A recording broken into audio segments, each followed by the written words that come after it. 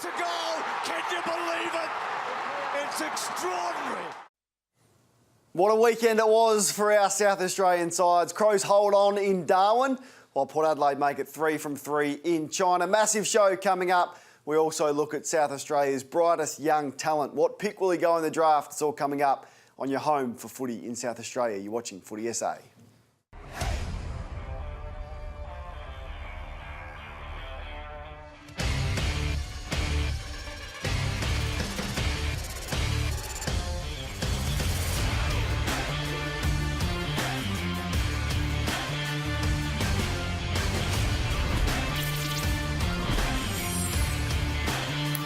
Good evening and welcome to another massive edition of Footy SA. Terrific weekend. Both clubs sit inside the 8 at the halfway point of the year. Bernie Vince is along for the ride as always. Bernie, that's how we like it done. Yeah, very good. Very good response from last week with both sides coming off poor losses the week before. But Adelaide very lucky to get over the line against my old mob. We'll talk about that very, very shortly. But let's kick off the show with the Kia big moment number one. It is all thanks to Kia.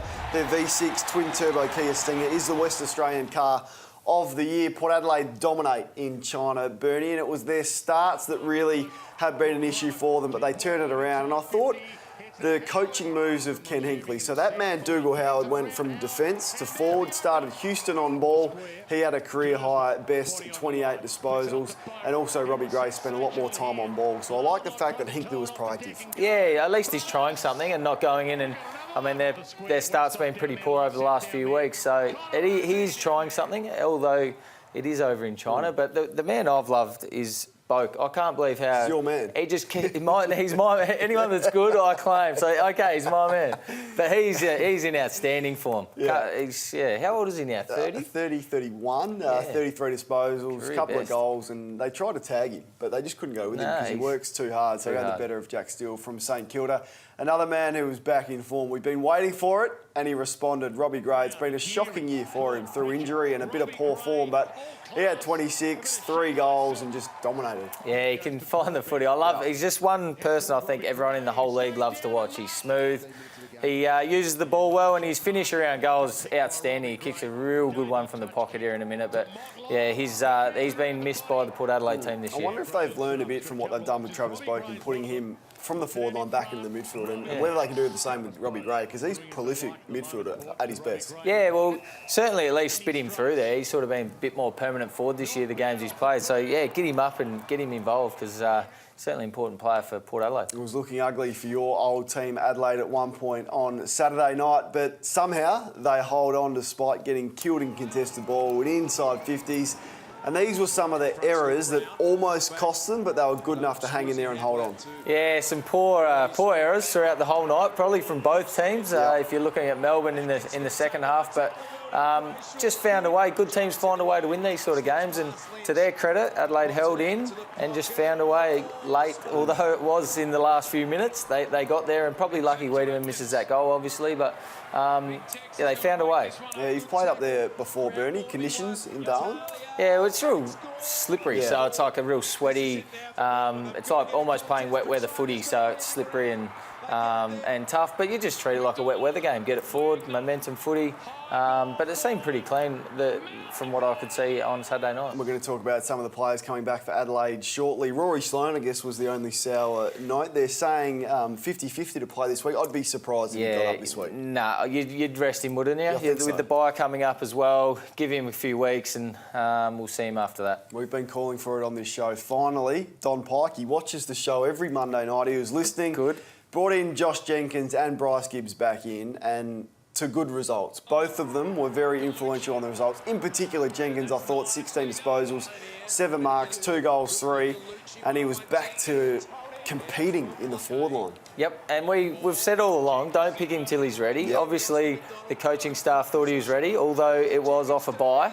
But yeah, he proved that he was ready to come back in and performed. And I thought Bryce Gibbs was good as well. Got the role on Oliver in the second half and cut him right out, who was having a huge influence in the first half. So good to see them both coming back in and having an influence. Well, that was the other thing, and evidence that Don does watch the show, because I got up there a few weeks ago on the Plasma and highlighted Lachie Neale and Luke Shuey, the influence they've had. Well, Oliver had 16 in the second quarter. Half time, they go, what are we going to do with him? Let's put Bryce Gibbs to him, a role that you've played exceptionally well for the back half of your career. Is that the role best suited to Bryce now? Well, it gives him a role that's simple and it's just negating the best. And we've spoken about it a few times. Adelaide don't really have a specific stopper. So and you've mentioned it most weeks. Opposition teams have had people that have got off the chain. So maybe that is his role, and he should put his hand up for that role because no one's really jumping at it from Adelaide. So there's your niche. Let's take a look at their run into the bye, the Adelaide Footy Club, and I hope Bryce Gibbs gets the job on Cornelio this week. What a game that is going to be. In fact, what a fortnight it is for Adelaide. GWS are in great form, and then Richmond, who the club has a pretty good rivalry back at home, Adelaide Oval before the bye. So a big couple of weeks, and we'll find out a lot more about just how good Adelaide are at the conclusion of those two games. Bernie is where he does his best work, and that is in front of the Plasma. It's time for the Kia Top 7, home to Australia's best 7-year factory warranty. And if I feature in this list again... No, I've let you off. I'm just going to call you Ernie for good. I've let you off. My name is Ernie from now on, and that's Bert. Bert and Ernie. Here we go. All right. First of all, over to China. I've just kicked the TV. Hopefully it stays there. Over to China. Ken Hinkley. I need a cup of tea. This is a ritual over there. You can't just throw your tea over your left shoulder. Is that good luck or something? No cultural awareness of Kenny. What's he done? Cultural awareness. He won't be let back in. No. What about this? My boy, Mitchie Hannonshank. Oh, this keeps going. Have a look at this. That's Saturn. I think Saturn's got a ring around it, but it comes back down. Look out, it's coming. Oh, no. Keith, my boy. Oh, what a mess. He had time to get under that. What do we got? Oh, Port. Look where they're staying. The Port man. Are you serious? That's an omen. Well, it worked for him. They won. Style. Tex. Now, this is his 400th goal. Been waiting a couple of weeks for this one. 400. Well done. What about the celebration? Bang! There we go. Cop that right in the eyeball.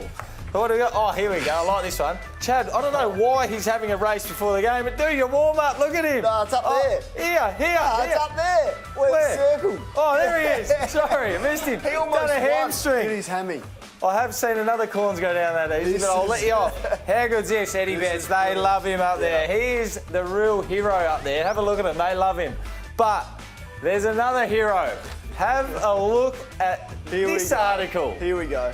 Flag hero Kane Corns has a message to Ken Hinkley. What was that message, and why do you describe yourself as a hero? I didn't write that, Bernie. I think you do. I think you did. And you said you were going to let me off. Well, I tried to let you off, but Dave said we've got to do it. Well, very well played, Ernie. At the Plasma, coming up, we'll take a look at Port Adelaide. There's a fair bit to dive into in that game, and also a close look at Adelaide and what changes they might make this week. Stay with us. You're watching Footy SA.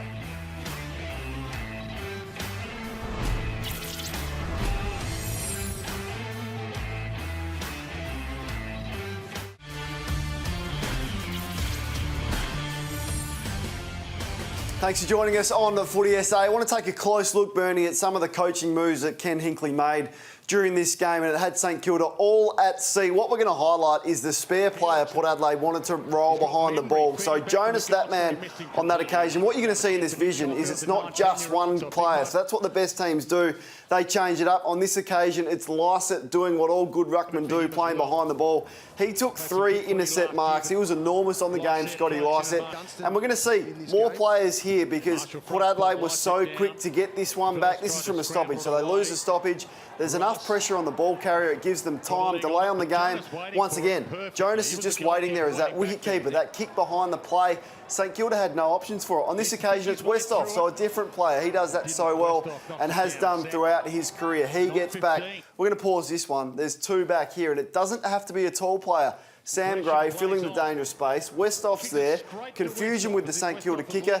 Eventually, Westhoff takes another intercept mark. We could have shown 10 clips of this. On this occasion, it's Paddy Ryder who's done the right thing. So they were so organised in getting this loose player behind the ball. It was unbelievable. And on this occasion, 4 loose Port Adelaide players behind the ball. Look at it. Confusion for the St Kilda kicker. He doesn't know where to kick it. Port Adelaide completely dismantled St Kilda from the coach's box. Speaking of which, Ken Hinkley and the Port Adelaide Footy Club took us inside their pre-match address in China, and it's fascinating listening. I want to start with some urgency. Normally, game day can typically be just us. Well, this isn't just us, and I think you've got to remember that. You've got to remember that China, for our football club, is more significant than just the 22 who get to go out there and play tomorrow. You are representing the whole club, and the importance of getting the job done properly tomorrow is really, really important for our footy club. So I don't want you to underestimate what tomorrow is. It's a big game for our football team. It's a big game, and they delivered. So another coach got the sack today, unfortunately. This is 2 in 2 weeks. How do you think that'll affect Port Adelaide? And Michael Voss's name keeps coming up. Well, it does, and they've got to replace him with someone, and Michael Voss is a name that keeps doing the circles, doesn't it? So, I mean, good luck. And every assistant coach is probably coaching to get a senior role, and obviously it's his second time around, but they might miss him. They might lose him. Yeah, I think his second time around, he's learned a lot. He's been played a significant role at Port Adelaide in the midfield and now as coaching director. He's got an aura about him and a hardness, I think, and he walks into a room and everyone looks and listens. So he would be a good choice, but there's a number of candidates putting their hand up. Does it put Dom Pike or Ken Hinkley under pressure?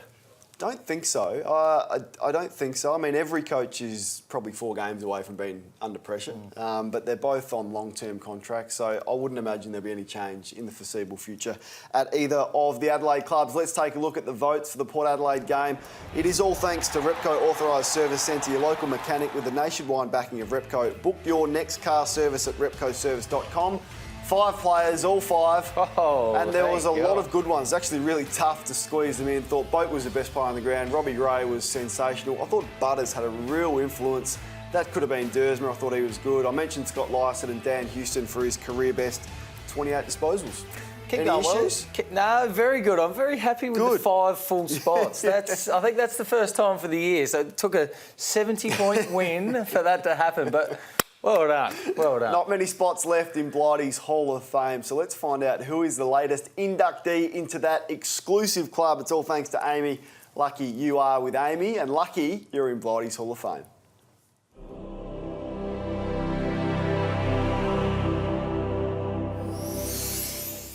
John Platten is the equal of any small man in the history of AFL football.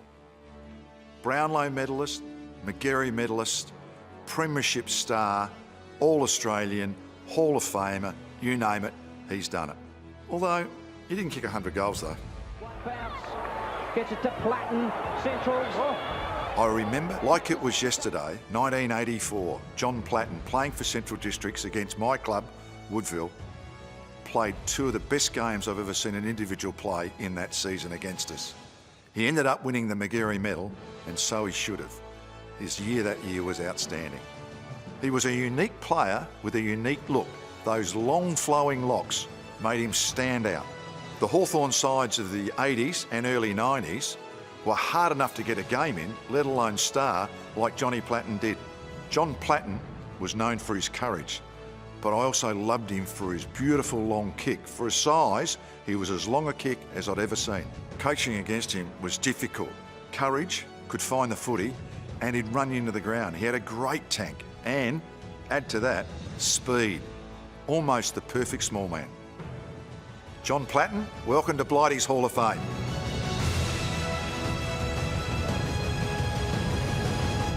Oh, the Rats, what a player. Not many spots left, in fact, just 2, Bernie. There's the inductees, Blighty's Hall of Fame. It's going to be held on Thursday, the 18th of July at Adelaide Oval. For your chance to win tickets for you and 4 mates, visit the Sports Day SA website or Facebook page and tell us why you should be invited by Malcolm Blight. Only 2 spots left. We'll find out who that is. Big show still to come. Stick around because there's plenty on the agenda, including a young gun from South Australia who could be right up there in terms of the draft this year.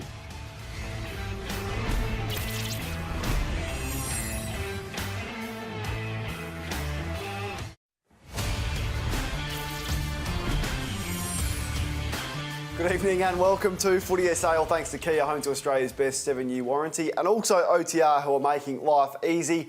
Love it when Bernie's at the plasma for the OTR takeaway. Kick goals and tackle life's problems close to the siren with OTR and their 24-hour convenience. What did you notice in the Adelaide performance, Bernie? Now, I just want to talk about a little bit of their ball movement, and in particular, their kick-ins. Now, they kicked 3 goals from direct kick-ins, which is very, very rare in AFL at the moment. Big number. And it's all about the way they shift it. So the whole time, I mean, they're just retaining the ball, testing out Melbourne's defence. And the whole time, you know what it's like to defend, Kane. Yep. A lot harder to defend. Taxing. Without the ball. In the because heat. you're running in the heat. And that might have got them over the line late in the game. You never know. But look at this. They don't panic at all. Keep kicking around, finding the free, shifting Melbourne's defence forward, and then finding the right time to go fast. I mean, this one here probably could have been marked by Melbourne, but it creates chaos going in quick at the right times. There's the first goal. Yep. Another one here. Look at this. Just patient. They're just very patient with the ball. Look, waiting for the right option to pop up. Sees there's a 2-on-1 here. Finds it. Now this is the right time to go. Bang, in through the corridor. And then they've been trying to do this all year. Even Tex probably could have gone quicker, but waited for the right option. Look what pops up. Now it's even numbers inside 50.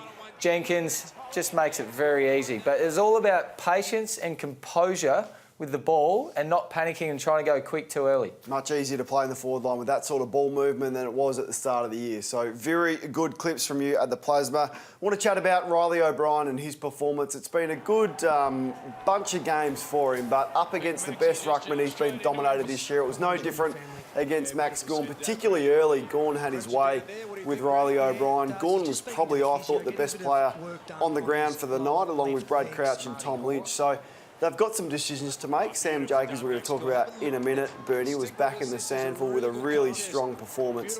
Is one game enough for Sauce to come back in?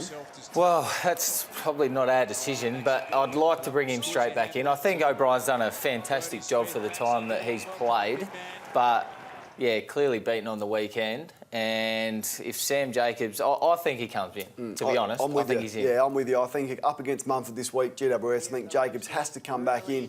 And it was this performance in the SANFL that was as good as it gets. So 5 goals, 20 disposals, and just moving the way that we know he can. They've missed him. He's been such a big hole. And finally, the reinforcements are coming for Adelaide. Douglas was good in this game also, but they can get their key players back. They could make a serious run towards the top 4. Well, they certainly could, and what a perfect game for a return game for Jacobs, kicking 5 goals, perfect return for him. But that's why I think he's ready. He looked like he moved well, not so much just the 5 goals. I thought he looked good in the ruck, moved around, got around the ground well. Obviously, the 5 goals helps as well, but I think he's ready to come back in. Let's take a look at your votes and who you liked from Saturday night for Repco Authorised Service Centre, your local mechanic with a nationwide backing of Repco. Book your next car service at repcoservice.com. Oh, you're missing something. Yeah, well, you know, I probably could have had Brodie Smith on reflection as one vote and just moved them up. No, Jenkins, still a bit of work to do. Righto. Tom Lynch was outstanding, 26 disposals and 3 goals. 13 marks he had as that real link-up player was outstanding. Brad Crouch, 29 and 3 goals as well. Some unbelievable stats Best there game from for the them. year. Yeah, real influence on the game. And yeah, Eddie Betts, a couple of late goals, really good. Laird was good again with 31 disposals. And there's the leaderboard. Crouch shoots to the top. Sloane got injured, no votes. Travis Boak is coming. Matt Crouch and also Tom Lynch. Got to get some more Port players involved in that leaderboard. Nate 08 is at the Plasma for Sportsbet, of course, for all AFL matches this Friday and Saturday with Sportsbet. Your team goes 12 points up. They will pay you out. Conditions apply. Gamble responsibly. Brownie. Massive game this week, Kane. Adelaide up against GWS. This is huge this weekend. Big test. Who do you like, for Brownie? Adelaide? I like Adelaide at home. I think these odds are around the wrong way. Yes, the Giants are going okay, but only a couple of weeks ago they got touched up. So $2.30, $1.57. Where I'd be playing is probably the 1 to 39 market. You're getting a little bit better value on that occasion. Not really seeing the 40 plus for either of these ones, but Adelaide have been factoring up a little bit better against these the last couple of years. I think they beat them well last year. As we roll through, and the line in this one, it's only about a goal, but I thought I'd put it up there. I think it'll be close. I reckon it'll be a close game, but I expect Adelaide to win as we roll on to the next thing. And have goodbye this weekend, the Dockers, but they take on the Dockers obviously the next week. Both teams have the bye. Should be nice and fresh coming back from China, I would have thought. Well, they've had a big trip. They've gone to Tassie, they've gone to China, and now they're off to Perth, so they could be a bit wary in the legs. Oh, you'd think so. Yeah, a couple of nights sleep, they should should be they'd run okay, there. Kane. They'll bounce back. David Teague is the caretaker coach. His favourite, Brad Scott. A lot of people saying that the job is his. So I don't know about $5, but you got Michael Voss. I don't know why you wouldn't go with a coach that's not tried. I think this man is a very, very good option at $9 for Sam Mitchell, but not sure where it is. And then the next, as we roll into the Premiership, Geelong are the outright favourites. GWS have moved from 7 to 5.50. West Coast and Richmond are in there as well. But Adelaide still at $26, still a fair amount of value. And then the Brownlow medal, Lockie Neal. What about the move from Tim Kelly? He was $15 3 weeks ago. He's into $5 now. Brad Crouch has gone from 80s to 40s the last 3 weeks as well. And the last one is the Sandford Premiership. Adelaide and Glenelg at the top. Very tight at the top there, Kano and Byrne. Yeah, Adelaide might struggle when some of their players go back into the AFL side, so don't mind Glenelg. Well done, Brownie. As always, we'll see you next week. Still plenty more coming up on the show. Speaking of the Sandford, a young star just dominated on the weekend. We're going to tell you all about him next.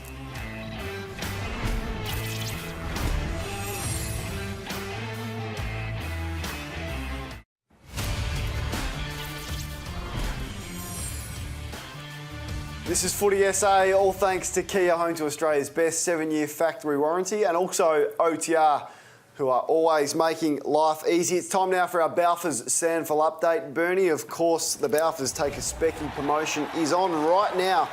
Check it out and you can enter today. We want to highlight a young man who kicked 5 snags for Nord on the weekend. He's got the long sleeve on, he's wearing number 41. His name's Cameron Tarney, and he is potentially South Australia's most exciting young talent. Yeah, he does look exciting, doesn't he? 5 goals as, I think, an 18-year-old, is he? Yeah, it's a bit of Mitch McGovern about it. Great effort. Like the long sleeve too, don't mind that. Bit of confidence there. Yeah, no, he's good. Looks a good finish on goal, and certainly a good prospect for hopefully one of the SA teams to grab, maybe. Yeah, good country lad like yourself. He's from Cleve on the Eyre Peninsula. Oh, yeah, nice spot, Cleve. Is it? A bit further on than me. Is it? Yeah. Where are you from again? Stansbury, I'm from. Yeah, that's right. an even better spot. How'd I forget that? Check this out, and also check out Cameron Tarney. He's going to be an absolute star. And you know you're old when the youngsters coming through are born in 2001. Yeah, I thought the day might come that I'd play with someone that's born in 2000, but luckily that's the reason why I retired. Yeah, I check couldn't do out it. the Balfours Take a Specky promotion. Just head to the website balfours.com.au. Rory Sloane was the only sour point to come out of that Adelaide loss.